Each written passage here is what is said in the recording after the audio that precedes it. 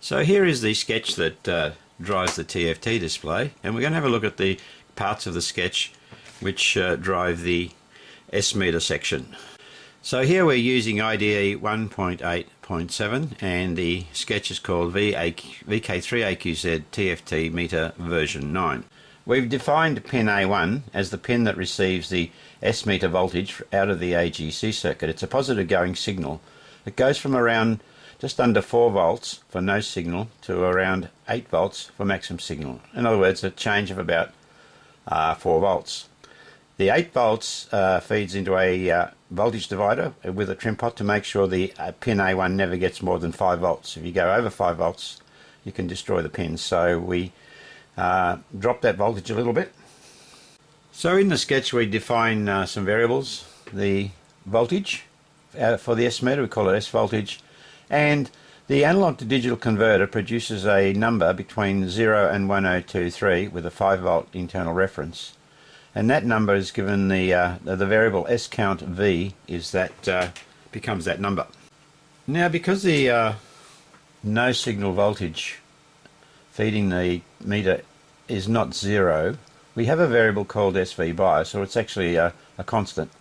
We've given it a value of 200. Basically what that means that when there's no signal, we want the TFT meter bar to be at 0. It's a bit like the old analog meters where you would put a voltage on the negative terminal of your meter to make sure that the needle sat at 0 when you had S0. If you didn't, that bias voltage, or that voltage that's sitting there, would make the needle read more than it should. It's the same here. So we've put in a figure called SV bias. We can change it to suit the rig. We have a few more variables here. We've got a factor which takes the number that's read from the A to D converter and compresses it down so that it will fit inside the TFT pixel scales.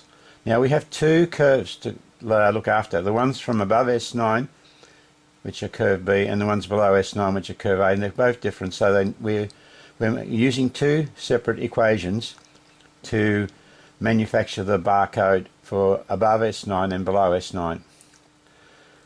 So signal scale A is for below S9, and what we're doing is whatever number we take, we divide it by that number, 0.15, and same with the above S9, whatever number we get between S9 plus 60, we divide it by that number. It's quite large because the curve above S9 is almost flat, so we need to use a large divisor.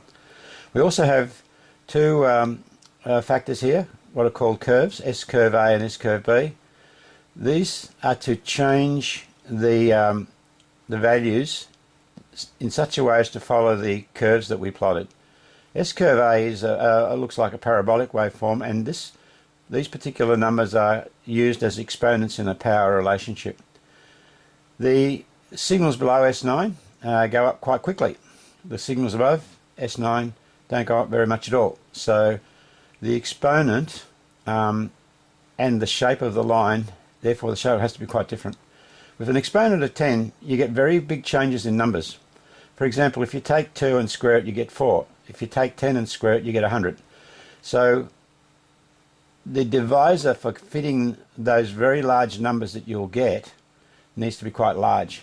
In the case of the parabolic one, it's the other way around. So in the sketch we have a function. This is the function, read S voltage. The Arduino goes through a loop, comes across an instruction that says let's find out what the signal strength voltage is, and it gets directed down to this function. The output of the analog to digital converter, which is a sample of the voltage on pin A1, we called it S voltage pin, becomes a variable called S count V. And whatever numbers we get really need to fit inside a particular range, so we use what's called the mapping function. We map the lowest voltage and the highest voltage to be between 0 and 1023 plus a small amount, which is that bias. That bias is the lowest value we want to act on, and 1023 is the highest value, so that represents roughly 4 volts but divided down through the trim pot, and 8 volts divided down through the trim pot, and they have to fit between 0 and 1023 plus a little bit. So we map the output of the analog digital converter and we give it a variable called scount_v map. If the signal is below S9, the output of the analog digital converter and the result of that equation is around 870. So we do a test. If it's under 870, we know we're below S9. If it's above 870, we know it's above S9. So we have two equations. We find out, we get a number which is using a power function, and on that power function we apply the result of the analog to digital converter through the mapping and the curve. Now the curve is the exponent of this power function. So whatever is in here gets raised by that power. If it's above S9, we have a different curve and a different set of numbers. You'll notice in these power functions we divide the output with the scale, both scale A and scale B. There is 160 pixels across the horizontal screen. A lot of the pixels are used below S9, from S0 to S9, and a lot less pixels are used from S9 to S9 plus 60 dB. So we have two different scaling factors, plus the fact that there's an exponent applied. As we said, if you raise anything to a power, it very quickly becomes a large number. So raising something to the power of 10 means that you need quite a large divisor to fit the voltages inside a fairly short distance of pixels, or short number of pixels. And in the case of the other curve, we have again a different scaling factor. We use the result of those power calculations to draw the signal strength bar, and we have a function called draw S bar. In this function we compare the new value of the signal strength to the old value. Obviously if it's less, we want the bar to get shorter.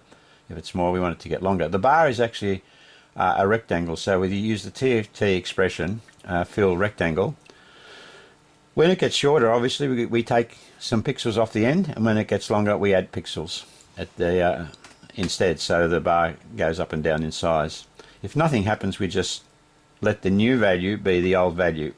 With this sketch, what I wanted to do was make the S-meter scale look like a traditional S-meter scale, where roughly from S0 to S9 is about 2/3 of the scale, and S9 to plus S9 60 plus 60 is, say, 1/3. And that's the reason why we had to put a couple of equations in. And being a processor, of course, we could do it in different ways. We could, for example, take the voltages that are read by the processor and actually print a number. Or we can have a lookup table, so that when we get, for example, S9, which is a certain count, it prints S9 on the screen, or it puts the bar at S9. When we get a signal that's 10 dB lower, we look it up on the lookup table and we put the bar at that point, and so on. However, in this particular sketch I've just decided to use a couple of equations, and the fit's not too bad, and I'm reasonably happy with it. The response of the meter is quite good. So that's basically it. Thank you.